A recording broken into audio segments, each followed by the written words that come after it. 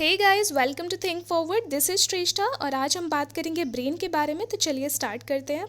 सबसे पहले तो हम ब्रेन के बारे में बात करेंगे। हमारा जो ब्रेन होता है वो सेंट्रल इंफॉर्मेशन प्रोसेसिंग ऑर्गन होता है हमारी बॉडी का, जो एक्ट करता है कंट्रोल एंड कमांड सिस्टम की तरह। एक्चुअली जो हमारा ब्रेन होता है वो बहुत ही ज़्यादा कॉम्प्लेक्स स्ट्रक्चर होता है और इसमें डिफरेंट डिफरेंट लोब्स होते हैं और हर एक लोब का अपना एक डिफरेंट फंक्शन होता है। तो हम डिफरेंट डिफरेंट पार्ट्स और डिफरेंट डिफरेंट फंक्शंस के बारे में बात करेंगे। अगर हम ब्रेन के कंट्रोल एरियाज़ के बारे में देखें तो ब्रेन के बहुत सारे कंट्रोल एरियाज़ होते हैं, जैसे कि voluntary movements. Voluntary movements means होता है ऐच्छिक गतियाँ, जो हमारी इच्छा से कार्य करने वाली मसल्स होती हैं, जैसे कि हाथ और पैर की जो मसल्स हैं, हम उसे अपनी इच्छा से काम करवा सकते हैं। तो वो सारे जो वॉलेंट्री मूवमेंट्स हैं वो हमारा ब्रेन कंट्रोल करता है। उसके अलावा बैलेंस ऑफ द बॉडी, जो हमारी बॉडी का बैलेंस है वो भी हमारा ब्रेन कंट्रोल करता है। उसके अलावा functioning of vital involuntary organs. Involuntary organs वो होते हैं जिन पर हमारे इच्छा का कोई बस नहीं चलता, तो वो अपने आप फंक्शन करती हैं, जैसे कि लंग्स, हार्ट, किडनी। उन सारी चीज़ों का फंक्शनिंग जो होता है वो ब्रेन कंट्रोल करता है। उसके अलावा thermo regulation. Thermo regulation means होता है टेम्परेचर का एक बैलेंस, होम्योस्टैसिस। उस चीज़ को हमारा ब्रेन कंट्रोल करता है, कोऑर्डिनेट करता है कि हमारी बॉडी में कितना टेम्परेचर इस टाइम होना चाहिए। उसके अलावा हंगर एंड थर्स्ट, जो भी हमें भूख लगती है, प्यास लगती है, उन सारी चीज़ों की फंक्शनिंग जो होती है वो पूरा हमारा ब्रेन कंट्रोल करता है और उसका कोऑर्डिनेट करता है। तो डिफरेंट डिफरेंट फंक्शंस होते हैं, कंट्रोल एरियाज़ होते हैं ब्रेन के। उसके अलावा हम देख सकते हैं सर्कैडियन रिदम। ये 24 आवर का एक साइकिल होता है जो हमारे बॉडी में चलता है और ये बहुत इंपॉर्टेंट रोल प्ले करता है। इसके बारे में हम डिस्कस करेंगे। उसके अलावा ह्यूमन बिहेवियर, जो हमारा ह्यूमन बिहेवियर है, हम कैसे बिहेव करेंगे, हमारा क्या बिहेवियर होगा, वो सारा हमारा जो मेंटल स्टेट डिटर्मिन करता है, यानी कि हमारा माइंड, जो हमारा ब्रेन है वो सारी चीज़ें डिटर्मिन करता है। उसके अलावा कुछ अदर फंक्शंस भी होते हैं ब्रेन के, जैसे कि विजन की प्रोसेसिंग। आइज़ जो हमारी होती है वो देखती हैं, चीज़ों को रिसेप्ट करती हैं। आइज़ हमारा एक सेंस ऑर्गन है जिसके थ्रू हम देखते हैं और उसको परसेप्शन करते हैं। लेकिन उस विजन की जो प्रोसेसिंग होती है वो दिमाग में जाकर होती है, तब हमें पता चलता है कि ये ऑब्जेक्ट क्या है। तो वो भी हमारा ब्रेन कंट्रोल करता है। हियरिंग एंड स्पीच, हम क्या बोल रहे हैं, क्या सुन रहे हैं, ये सारी चीज़ें हमारे जो ब्रेन है उसके थ्रू डिटर्मिन होता है। जो भी हमारे इमोशंस है, थॉट्स है, वो सारी चीज़ें हमारा ब्रेन डिटर्मिन करता है। उसके अलावा मेमोरी एंड इंटेलिजेंस, जो भी हमारा कॉग्निशन है, कितना हमें याद रहता है, कितनी हमारी बौद्धिक क्षमता है, ये सारी चीज़ें हमारा ब्रेन डिटर्मिन करता है। और अगर हम ब्रेन की प्रोसेसिंग अगर अच्छे तरीके से करेंगे तो इसकी जो पावर होती है वो बाय द टाइम बढ़ती भी जाती है। ह्यूमन ब्रेन की अगर हम बात करें तो ह्यूमन ब्रेन वेल प्रोटेक्टेड होता है स्कल के थ्रू, यानी हिंदी में जिसे खोपड़ी कहते हैं, उसके थ्रू वेल प्रोटेक्टेड होता है। उसके बाद ब्रेन जो हमारा होता है वो कवरिंग से प्रोटेक्टेड होता है, जिसे हम नाम देते हैं क्रेनियल मेनिंजेस। जो हमारे ब्रेन की कवरिंग होती है उन्हें हम मेनिंजेस कहते हैं। और इसमें सबसे आउटर मोस्ट वाली जो कवरिंग होती है वो होती है ड्यूरा मैटर। ड्यूरा मैटर जो आउटर मोस्ट कवरिंग है वो ड्यूरा मैटर है। मिडिल थिन लेयर होती है जिसे हम एरेक्नॉइड कहते हैं, और इनर लेयर होती है जो ब्रेन से कनेक्टेड होती है, इसी के जस्ट नीचे ब्रेन होता है, तो ये ब्रेन से कनेक्टेड होती है, जिसे हम नाम देते हैं पाया मैटर। उसके अलावा ब्रेन 3 पार्ट्स में डिवाइडेड होता है, fore brain, mid brain and hind brain. इन तीनों के बारे में हम धीरे धीरे डिस्कस करते हैं। फोर ब्रेन में हम देख सकते हैं कि फोर ब्रेन कितना मेजर पोर्शन है। सबसे ज़्यादा मेजर पोर्शन अगर किसी का है तो वो फोर ब्रेन का होता है। उसके अलावा जो मिड में छोटा सा पार्ट देख रहे हैं वो मिड ब्रेन है। उसके बाद हैंड ब्रेन होता है जो सबसे नीचे लोकेटेड होता है, जिससे स्पाइनल कॉर्ड और मेडुला ओब्लॉन्गेटा कनेक्टेड होते हैं, वो हैंड ब्रेन होता है। फोर ब्रेन में भी डिफरेंट डिफरेंट पार्ट्स होते हैं और ये बहुत ही इंपॉर्टेंट होता है क्योंकि ये सबसे मेजर पोर्शन होता है। फोर ब्रेन में भी एक सबसे मेजर पोर्शन होता है, वो होता है सेरेब्रम। सेरेब्रम फोर ब्रेन का सबसे मेजर पार्ट है। उसके बाद थैलेमस एंड हाइपोथैलेमस, इन दोनों का अपना एक अलग फंक्शन होता है जो बहुत इंपॉर्टेंट होता है कंट्रोल एंड कोऑर्डिनेशन के लिए। हाँ, यहाँ पर हम देख सकते हैं कि जो हाइपोथैलेमस है वो थैलेमस के जस्ट नीचे सिचुएटेड है। ये देखिए यहाँ पे थैलेमस, हाइपोथैलेमस थैलेमस के जस्ट बेस पर लोकेटेड है, और इन दोनों का आपस में डिफरेंट डिफरेंट फंक्शन होता है। हाइंड ब्रेन के अपने डिफरेंट डिफरेंट पार्ट्स होते हैं, ठीक है। अगर हम फर्स्ट पार्ट की बात करें ब्रेन की, सेरिब्रम की, तो ये मेजर पार्ट फॉर्म करता है ह्यूमन ब्रेन का। उसके अलावा ये दो पार्ट्स में डिवाइडेड है। आप देख सकते हैं डायग्राम में कि ये लेफ्ट हेमिस्फीयर और राइट हेमिस्फीयर में डिवाइडेड है। बीच में एक क्लेफ्ट लाइक अपीयरेंस होता है, लेकिन ये दोनों आपस में पूरी तरह से डिवाइडेड नहीं होते, अलग अलग नहीं होते। ये दोनों आपस में नर्व फाइबर से कनेक्टेड होते हैं, जिन्हें हम नाम देते हैं कॉर्पस कैलोजम। जो नर्व फाइबर्स से कनेक्टेड होते हैं ये ब्रेन, और ये लेफ्ट सेरेब्रल हेमिस्फीयर और राइट सेरेब्रल हेमिस्फीयर में डिवाइडेड है। इसके अलावा जो डेप्थ में जो पोर्शन होता है उसे हम नाम देते हैं सल्कस, और जो उभरा हुआ पार्ट होता है लोब्स का वो होता है गाइरस। तो डिफरेंट डिफरेंट पार्ट्स होते हैं ब्रेन के, सेरेब्रम के, और हर एक पार्ट का अपना एक डिफरेंट फंक्शन होता है। जैसे कि यहाँ पे देख सकते हैं फ्रंटल लोब, जो सबसे फ्रंट का लोब है वो फ्रंटल लोब होता है, और बीच का जो लोब होता है वो पैराइटल लोब होता है। सबसे लास्ट का जो होता है ऑक्सीपिटल लोब होता है, और पैराइटल के नीचे होता है टेम्पोरल लोब। तो ये चारों जो होते हैं वो बहुत इंपॉर्टेंट होते हैं डिफरेंट डिफरेंट फंक्शंस के लिए। इनके फंक्शंस के बारे में हम देख लेते हैं।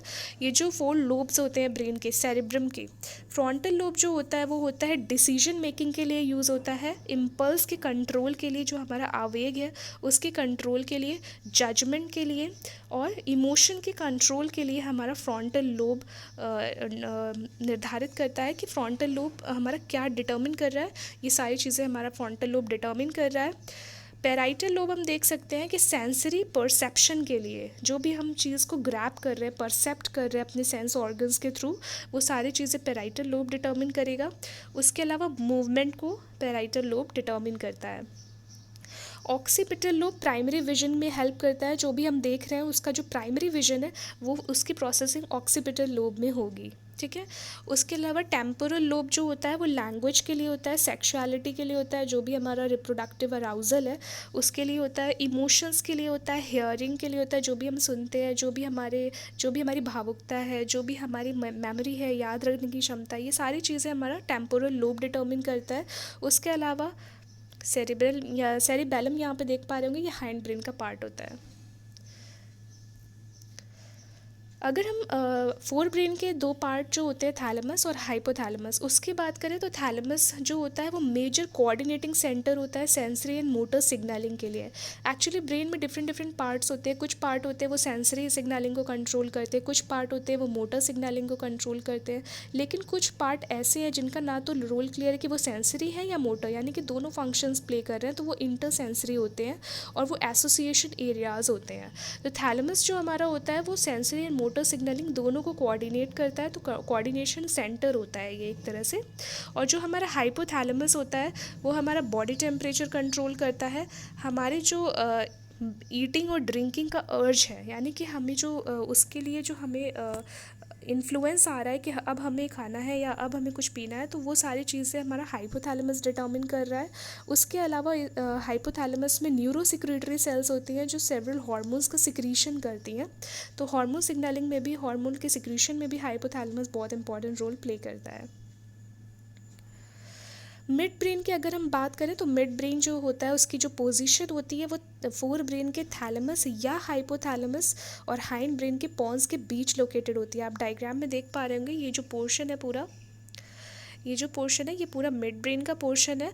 तो ये थैलेमस और हाइपोथैलेमस और पॉन्स के बीच लोकेटेड होता है, फोर ब्रेन और हाइंड ब्रेन के बीच में लोकेटेड होता है।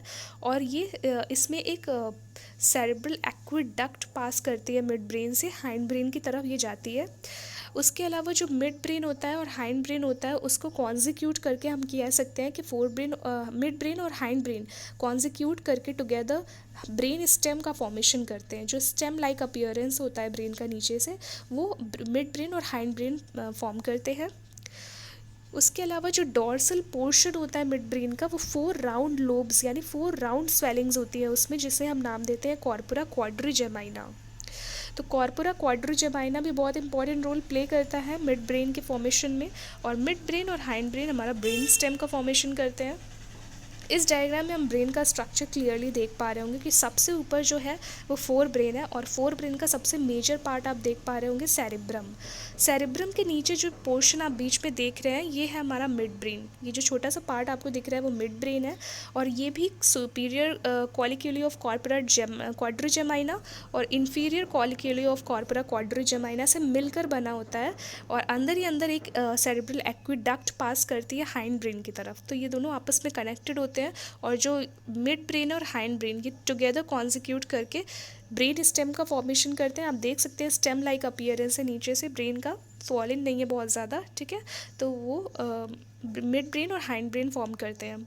उसके अलावा स्पाइनल कॉर्ड यहाँ से स्टार्ट हो जाता है जो मेडुला ऑब्लोंगेटा से कनेक्टेड होता है, और सेरिबेलम होता है हाइंड ब्रेन का पार्ट होता है ये भी।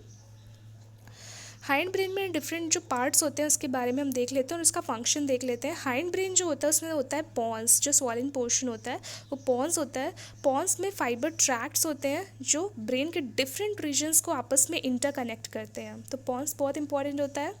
उसके अलावा सेरिबेलम होता है जो क्या करता है, बहुत सारे न्यूरॉन्स को एडिशनल स्पेस प्रोवाइड करता है, तो इसका भी एक बहुत ही मेजर रोल होता है हाइंड ब्रेन में।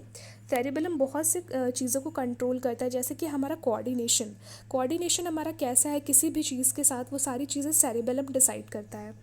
उसके अलावा मेड्यूला होता है जिसे हम मेडुला ऑब्लोंगेटा भी कहते हैं। तो जो मेड्यूला ऑब्लोंगेटा होता है वो स्पाइनल कॉर्ड से कनेक्टेड होता है, स्पाइनल कॉर्ड से कनेक्टेड होता है, और इसमें बहुत सारे सेंटर को कंट्रोल करता है, जैसे कि रेस्पिरेशन, कार्डियोवैस्कुलर जो हमारा हार्ट का जो भी रिफ्लेक्स है। उसके अलावा गैस्ट्रिक सिक्रीशंस, जो भी हमारा मतलब गैस्ट्रिक जूसेस है, जो भी हमारे गैस्ट्रिक सिक्रीशंस, वो सारी चीज़ें हमारा मेडुला ऑब्लोंगेटा डिटर्मिन करता है।